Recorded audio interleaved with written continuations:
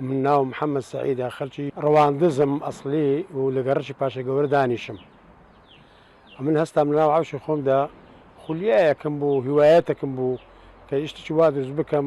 وتم با ڕوانزی کۆن بە هەر شێوەیەکی بی دروستکەم بیمە ناو عەوشەکەی خۆم. لە 2010 دەستم بە وشانە کرد. تەمە ساڵی یەکەم و دووەم سێم بە شەوانی ڕەمەزان بە شەوان ئیشەکەم بەکرد، بە ڕۆژش مەوادەکانم دەهینا سەبر ینی هەر فترە ناوە بیرۆکەیەکم لۆ داات دەستم بیشەکانە کرد. کاتی خۆی کە میر نیشینی سۆران پاشای کۆرە هەبوو لە ڕوانزێ، باڵا دەست بوو، مەکتەبی هەبوو، تۆپی هەبوو، بەندیخانەی هەبوو لێرە. من هەستم ئەوانە هەمویان کاول بوون، بزر ببوون. گوتم باش وا بکەم کە ئەوانە ئاسەواریان کۆر نەبییتەوە، با دیار بن بە شێوێکی بەس بەو شێوەی کە ئەمن دامنای لە خۆم گچکەتر لەوان وبی مەسەن میوان لێک دێ خەڵکێک شتێک دێت تەماشا بکاتن. ئەوە کاتی خۆی لە ڕوانزێ ئەو شتانەی لێ بووە، شتەکانی شەمووی بەردە و چیمەتۆیە و زیخە و بەو شتان دروست کردیا. هیوایەتێکی زۆرشم بوو کە ئەو شتانە دروست بکەم ناو عەوشەکەی خۆمدا. زیندانی پاشای کۆرەیە کاتی خۆی زیندانی هەبوو، ئەوەی خیانەتی کردبە لە پاشای لە میلەتی خۆی ئەو دۆ زیندانی دابوو لەوێ ئەمایەوە. مەکتەبی پاشای کۆرەیە کاتی خۆی هەبوو، ئەوش هەر بە ناو پاشای کۆرە دروستکرا بوو، بەس لە زمانی ئەو نەبوو. ئەوە سەرای ڕواندزەیە، سەرای کۆنا لەسەر شێوازی ئەوانم دروست کردی کاتی خۆی، بەڵام شتەکەی بە تەواوی ڕێکە تەواو نەبووە.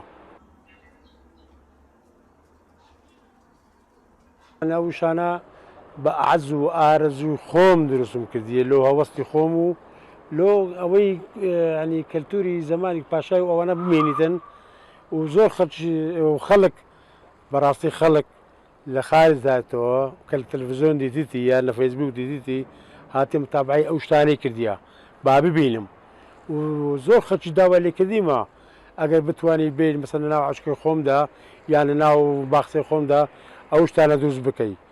ئەمە دیکە وەکو ینی توانە ئەو توانایم نەمایە کاوشانە بکەم زۆر سەریەک ئەو مەوادە بەرداچم لە ڕووباری کاولۆکە خڕەکەمەوە و زیخاتم دەینم و چیمەتۆیە هینال و برنی زۆریەوێ تااقەتێوێ هینال و برنی زۆرەوێ لەوەی هاوکاریم کرێ با پارەکەم ناوێ با کەس هاوکار بکەم بە مادی بەخۆمێکم بەس لۆ ئیشکردنەکەی مواد هینال و مواد برن و هینال و پێش و ئەوانە. ڕواندز سێ دەرگای ڕئیسی هەبوو بۆ هاتنە ژوور و دەرەوەوە. دەرگایەکان تەمەن هەمویان بە ئەوەی داپۆشرابوون، ئەوە یەکیان، ئەوە دوو، ئەوە سێ. ئەو سە دەرگانە ئەتوانی بێ ناو ڕوانز و بگەڕێەوە کات زمانی پاشای کۆرە.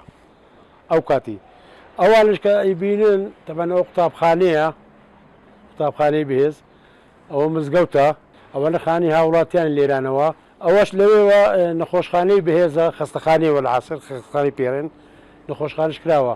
ئەوەی ئەشبینی کە لە تاقی ئەو دیوارە دیارە ئەوە قەڵای ئیسقەڵای پاشای کۆرەیە، ئەوەش لەوێ حیبنە پێرن قونگر، بەڵام ئێستا نەماوە. ئەم لەو شێواز دروست کردیە کە کاتی خۆی هەبوو، لەو شێواز دروست کردی کە کاتی خۆی ئەوا بوو. بەڵام ڕژەمی باس و ڕژەمەکان دیکە ئەمە قەڵایان تەخت کرد و بێ ئاسەواری کوردایەتی نەمینی.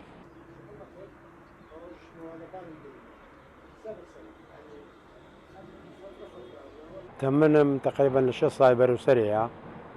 ئەو شتانێکە کردیدم بەهێز و باز و خۆش دەستم پێ کردیا، ئیشی دەستیە بە زەحمەتە و ئەو شتانەی کە ئەو دروستم کردیە ئەو بینیانە و هەیکل و ئەوانە ئەوە نییە بکەم لە بازاڕی بچم بین و دای بنیان لێ بکەم یان وێنەی بگرم وێنەی لێ هەڵواسم، نەخێر.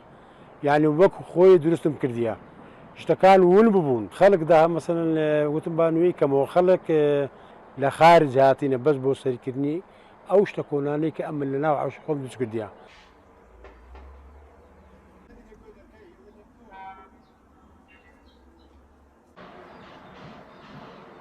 حوسێن عوزنی موکریانی کە هاتەوە ڕواندزێ چاپخانەیەکی دانا یەکەم ڕۆژنامەگەری کە دای نەزاری کرمانجی بوو، لەبەرەوەی ئاستی ڕۆشنبیری لە ناوچەی ڕوانزێ زۆر بەهێز بوو، لە پاشی هەولێرێ وابزانام ڕەواندز داهات ڕواندز بوو خەڵکە زۆر وشیار و خوێندەوار و ئەو لای بوو چاپخانەی بۆ لەو منتقی کوردستان بە تەنیا هینا ڕەواندزێ زمانی پاشای ئەوەش گوتم ئەو چاپخانەیە ینی پەرتوخانەیە ئەو کاتیە نۆژەرم کردو لەسەر ئەوەی وی وەکو تۆپی وەستا ڕەزەب ئەوەشی حوسێن عوزین کریانی چاپخانەکەی ئەوە